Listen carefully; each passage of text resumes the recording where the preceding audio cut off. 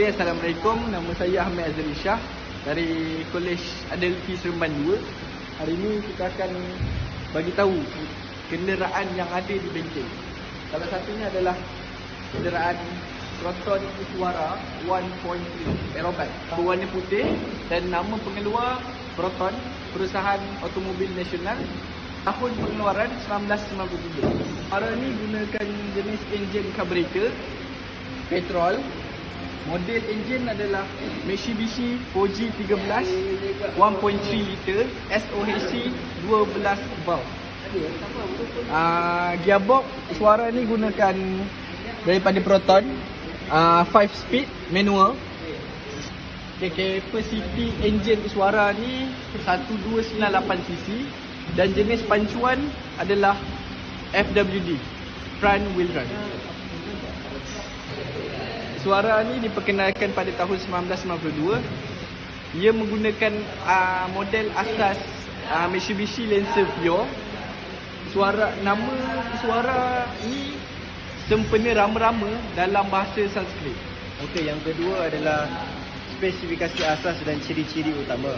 Kursi enjin untuk enjin Iswara ni ialah 74 horsepower bersama 55 kW pada 6000 rpm.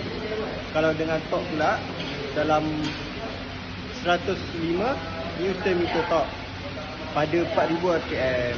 Okey, kalau bab penggunaan bahan api, so anggaran dia dalam 13 hingga 15 km per liter, berdasarkan atas kondisi enjin dan gaya pemanduan.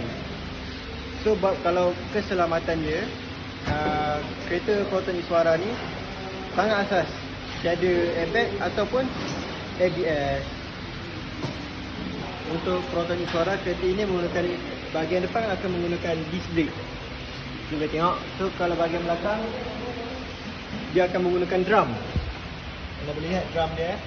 Enjin oil dengan penapis enjin kena tukar 5,000 hingga 7,000 km atau setiap 3 hingga 6 bulan.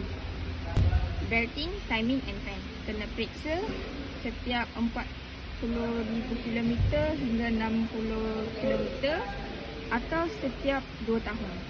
Penapis udara kena tukar setiap 15,000 hingga 20,000 km. Penapis bahan api kena tukar setiap 40,000 hingga 50,000 km. Plug kena tukar 20,000 hingga 30,000 km. Lepas tu kena cek setiap kali servis ada tak kebocoran atau karat. Misalnya boleh tahan lama kecuali rosak. Saja daripada kami. Bye.